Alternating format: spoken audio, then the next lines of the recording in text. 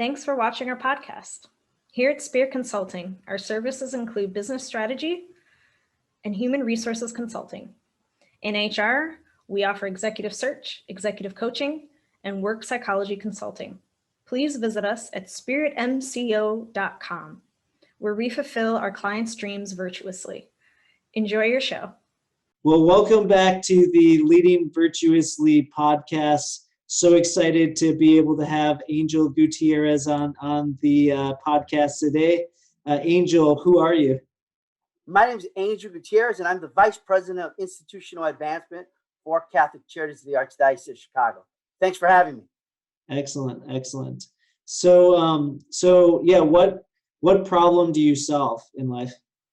I have the wonderful job of connecting with people, telling our story, and raising money.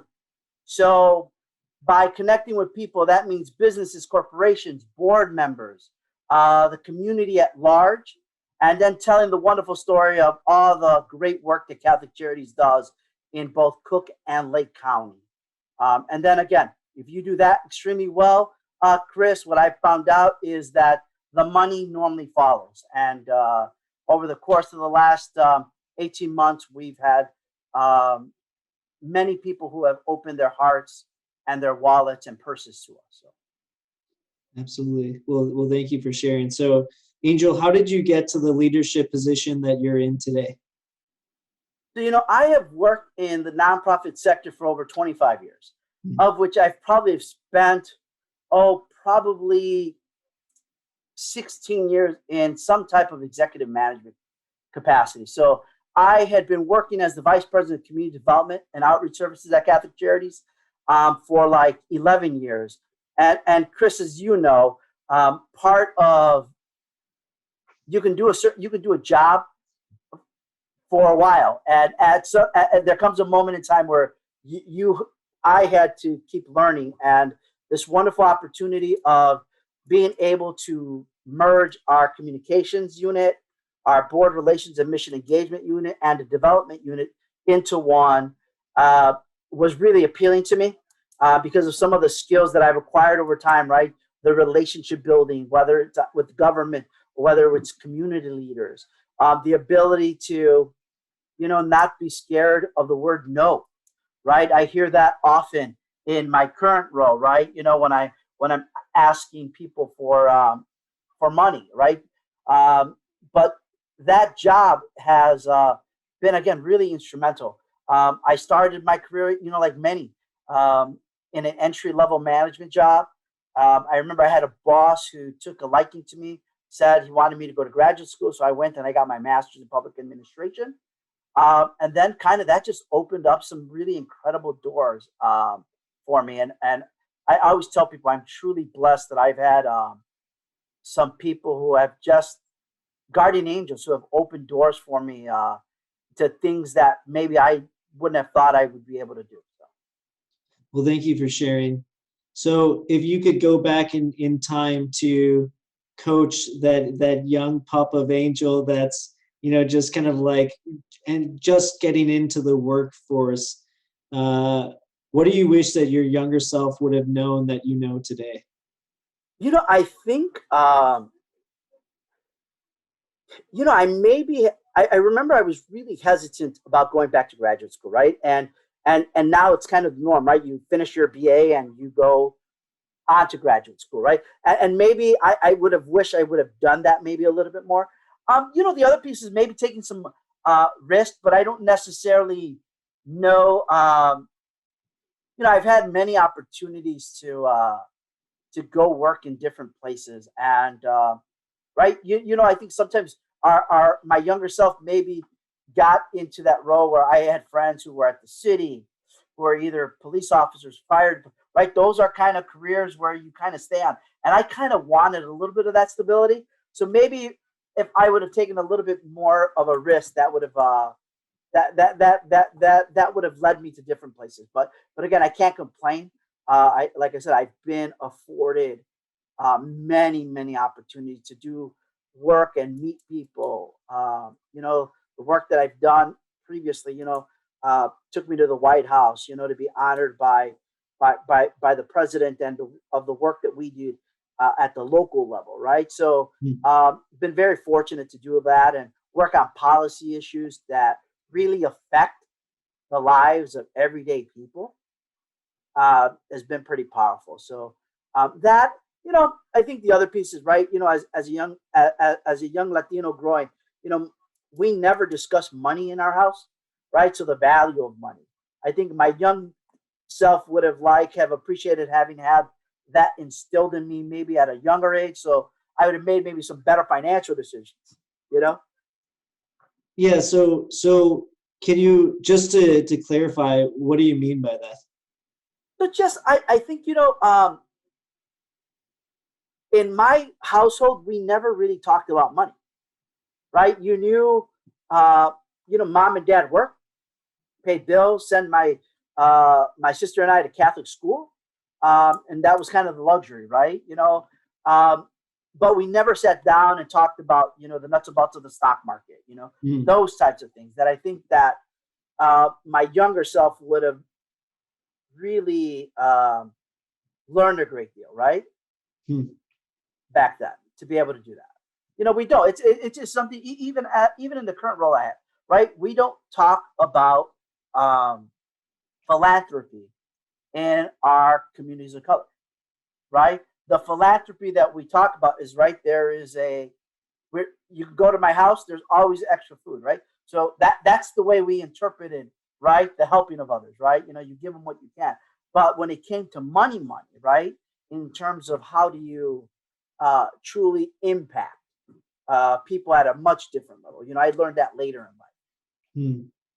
I got it. Okay. Yeah. Thank you for clarifying. It's funny that, there's like these sayings that go around of like, don't talk about money and don't talk about politics and don't talk about religion. And yet these are like some of the most important areas of life. And it is, it's a really shame that I can definitely agree that also in our household too, that it really wasn't kind of like a conversation to be had. And also even in school and growing up in a very affluent part, that there wasn't a lot of opportunities to help kids to understand kind of like budgeting and investing and et cetera. But I do know that it does seem like, with the explosion of the internet, which wasn't when I was in high school and growing up, et cetera. Me neither. And with all these kids, with all the applications and Mint and things like that it just seems like, that this younger generation has got a leg up on some of the. Now, the one thing that we bring to the table for that is that because they're so used to this technology piece, right? You and I bring to the table that piece that says, oh, I'm going to be, if it looks too good, then you and I know that it's probably too good to be true, right? So we come into things with a little bit more skepticism, but also we do research in a very different way. Right. So the other thing that you said that I wanted to follow up on too, Angel, and it coincides with your name, Angel, as you mentioned, like there was just some guardian angels that came into your life. I think about for our younger audience and or maybe even mid-career individuals that like, how do you recognize that someone like that there's maybe like a divine appointment, or that someone is entering into your life in this season is there to be able to open doors for you? So, it's always interesting, right? So I grew up in a very Puerto Rican household, very matriarchal. And my grandma, by all other grandchildren's estimation, was mean and just not warm and fuzzy. But I was the first grandson.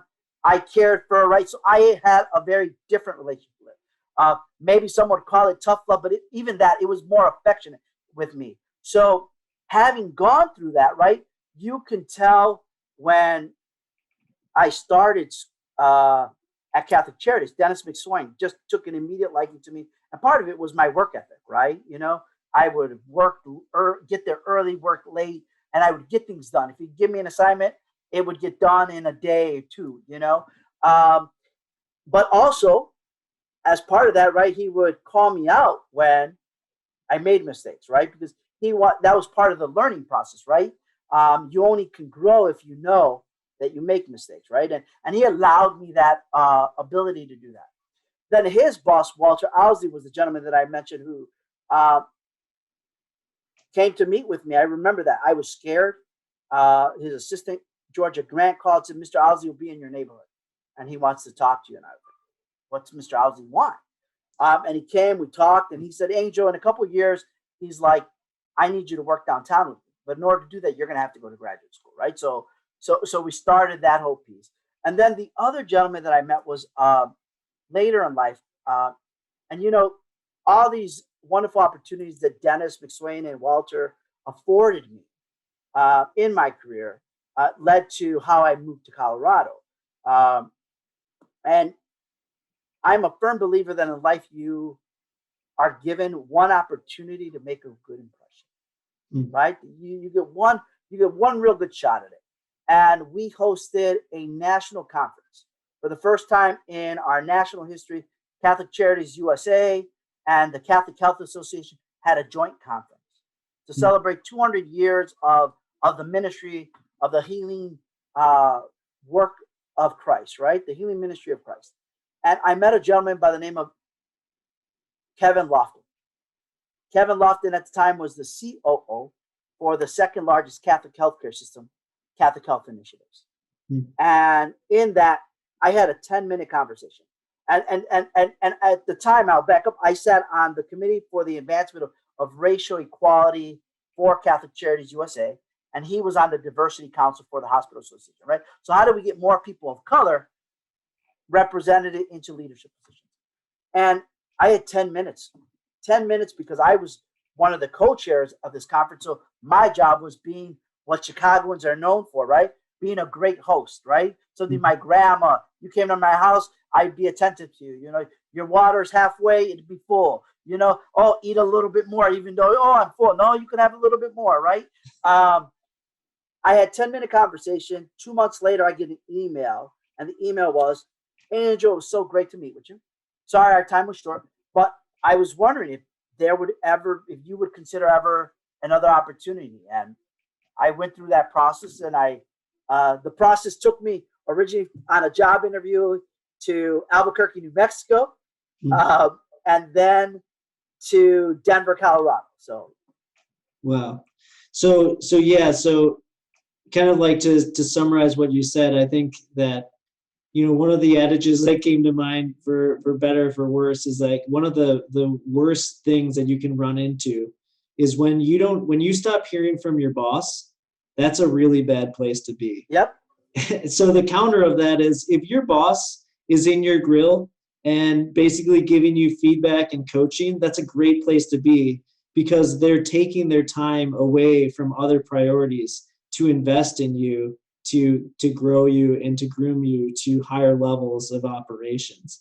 So yeah, I just ultimately kind of like, as you were answering that, like, when you can recognize guardian angels that are invested in seeing you to be able to grow is when they are helping share feedback and when they're entering into conflict management and helping you to see a better version of yourselves and how it operates. Or even if you think about this, so I got recruited to come back by Dennis, who wanted to retire at the time, right? I was gone for 4 years. And even during that time, right? I remember while I was gone for 4 years in Colorado, he hadn't taken a vacation. So he decided, he convinced me to come back to Chicago. I came back to help him do what he needed to do. And he took a 3-week vacation, went to Brazil. And I remember when he came back, all he did was, he didn't talk to me. I gave him a full report, did what I did, gave him a complete analysis, everything that had happened while he was gone. But what he did was he spent his time making calls to the other executives in the building, right? Because he had elevated, he said, all right, well, I'm gone. You're in charge of everything. So you have questions, you go see these folks. And he called to see how I handled. right? If I handled the pressure. And then I remember he came to my office. It was in January. And Dennis is a very serious man who had told me many times that he was going to retire. And I just said, yeah. I've heard that. I've heard that for the last 10 years, you're going to retire. So it was a Friday. He closed the door. So that's why I knew there was some. He closed my door and he said, I'm out of here. And I was like, yeah. I continued to work on my thing. And then he grabbed this piece of paper and put it on my desk. And it was his retirement paper signed. Wow. And I was like, oh, wow, right? But he left it. And then he called me because he knew I'd still be in the office at 6 o'clock, right? I was just like, what does this mean, right? I knew what it meant, and he called and he said, listen, I went away and I know that I told you that I would be here for you for 3 years. He's like, but the pupil has surpassed the master, the teacher. And you are so much further ahead in your development career than I was in my career. And you are ready. He's like, you don't need me. You don't need me. And, I think sometimes we do things, right? When I left to Colorado, I left because I said, the people in my world aren't leaving anytime soon. And I still need to grow, right? I want to still learn. I want to make sure that I could run my own shop, right? I could run my own nonprofit. And I went and I did that successfully. But to hear him come back and say, hey, he's like, what you learned and what you did, you're ready to roll. And we, over the course of my 11 years, some of the work that I'm pretty happy about, we managed over $800 million without a audit finding. And as you know, Chris, that's pretty good, in terms of making sure that you're crossing all your T's and dotting all your I's. But I was able to, right, I had that confidence. It was that extra confidence who said, what, you've come, you've arrived. You're the guy in charge. You've figured out what you need to do. You set your course. And that's the beauty, I think, of the jobs that I've had, and that I've had that ability to be able to do that, Now a word from our sponsors. Have you been feeling unfulfilled? One of the best ways to experience joy is by caring for the homeless. A charity that I've grown to love, River of Light, food rescues 1 million meals per year for the needy in Chicago. Imagine how that'd make you feel knowing that you're helping feed homeless children and veterans. To make a tax-deductible donation, please visit riveroflightchicago.org. Again, that URL is riveroflightchicago.org. No one should go to bed hungry. Excellent. Well, thank you. Thank you for sharing more. And that's a beautiful story too, of seeing, feeling like that moment in time when you've been working so hard to be able to get to a certain level, and to have it be that pointed thing too of a boss that's literally moving on so that you can step into that. That's exciting too. So the topic of the show, Angel, is about business and virtue. And as we were talking offline, in today's political climate and throughout the world, we see a lot of people that aren't acting with virtue. Yep. And the world is ready to that. It is ready for leaders that lead with integrity and values and ethics. So for you and yourself, where have you seen that leading with virtue has been able to allow you to excel in your own career? Like I said, I grew up in a very traditional Puerto Rican household, and was very fortunate that my parents, when they came from Puerto Rico, they didn't come with much education, but they knew the value of education, right? And they knew that their hard work, they wanted a better life for me and my sister. So again, I think the first part of my virtue really was instilled at home, right? That work ethic, the hard work, the ability to help people, right? We helped each other, right? So that's one of those things initially that happened. And then I went to Catholic school, fortunate. And then you're instilled in that type of theological or religious education component that you start to learn, right? That there's more to life than just me, right? There's more to life in helping others, and that's literally what I've made my career. For 25 years, I've worked in the nonprofit sector. I've worked all but 18 months of my adult life for Mother Church, I call it, in a wide variety of different capacities and roles. It's the place that I find to be home, because I think that the work that we're doing in the time, I've been fortunate that I've seen 2 full decades, and we're entering the 3rd decade of work that I've been able to witness and or participate in helping. And each of those decades comes with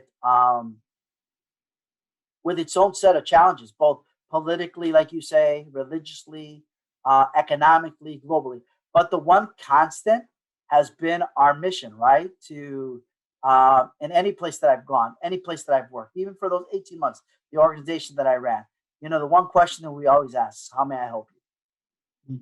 And how may I help you does not mean children. It means everybody, right? It's that that universal love, right? For the world that we live in, and trying to leave it in a much better place.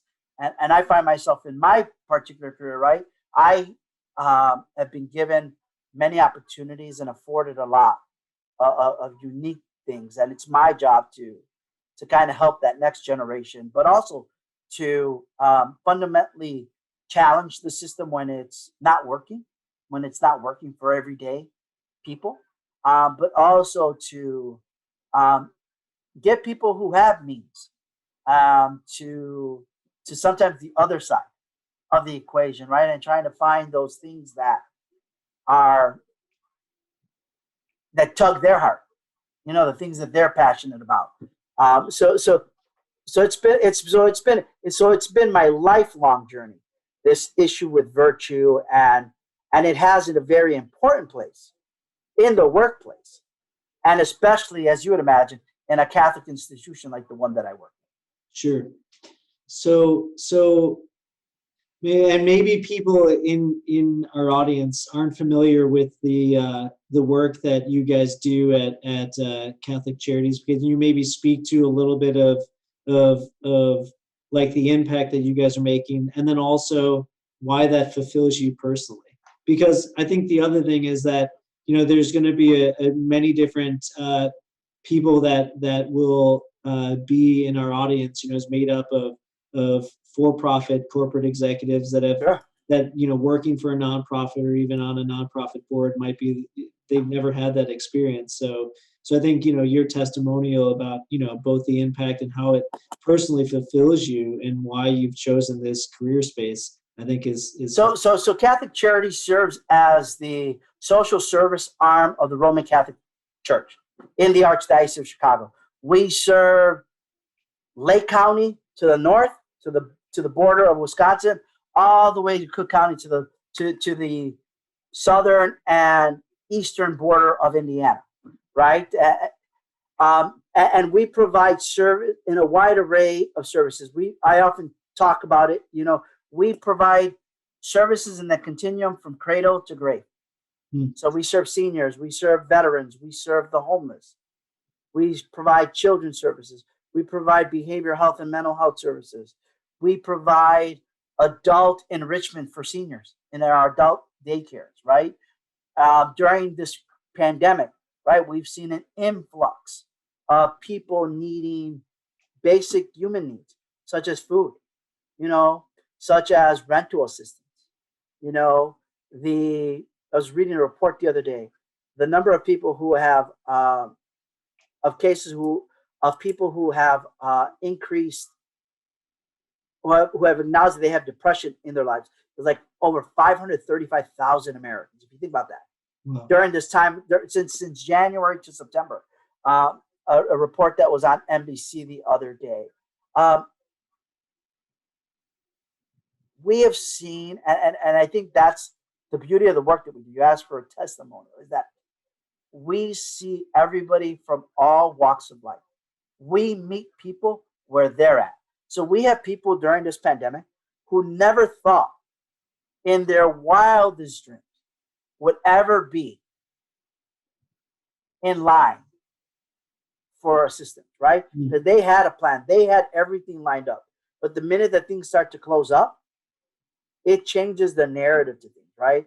And I think, like I mentioned earlier, I've always been impressed by our work in that, we serve everyone, regardless of your religion, your race, your creed, your gender, your sexual orientation. We serve everyone because the only thing that we care about is how may I help you, right? How may I help you on this particular day? And once we meet that basic need of what they're coming for, then we begin that relationship to try to get them back to where they need to be. So that's the type of impact that we do. We have so many great people who work on the front lines day in and day out, meeting people, where they're at, right? Whether it's in one of our daycares, in the classroom, right? Whether it's picking up someone who's homeless off the street and taking them to a shelter. Whether it is playing bingo or having a dance, doing the cha-cha at one of our senior residence places, right? The ability to do that. Or the ability of when corporations come in, during the holidays, wanting to do some wonderful work, so whether it's feeding, providing senior meals to our seniors who live in our beautiful senior buildings, providing gifts for the children who come to our services. And Angel, remind me again, what's the annual funding or total revenue for Catholic Charities? Over $200 million. Wow. So why you talked about all these great services that you guys offer in the nonprofit. Why do you personally care about people? Again, it is where, we all come to this world with gifts and experiences, right? So my life work has been that. And I remember 1986, the first time that I was at Quigley Seminary South in the audience for freshman orientation. And Father John Klein went up to the pulpit at the time in the chapel and said, "Welcome to the Dream Factory. Welcome to the Dream Factory, where you can dream to be anything that you want to be." And that's where I learned, really. I had mentioned, right, the stuff you learn at home, but that is where service was kind of instilled, right? Whether I was wrestling, right? So I had to do my part to win my match so that we could win as a team, right? Baseball, right? Someone hit a ball to the left field gap. It was my job to catch it and or to cut it off, hit the cutoff man, right? So you start to learn in life that things are more than just ourselves. And for me, that is personal, right? The ability to share my gifts, my talent, my treasure with those in need, right? There's a quote, and I think, for he or she who has been given much, much is expected, right? And I truly, truly believe that that's my job. And because I do have this nice skills of administrative, but also business, that I'm able to blend those things together, right? To make sure that we continue to be that $200 million organization, that we continue to have systems in place that make us accountable, that people trust, right?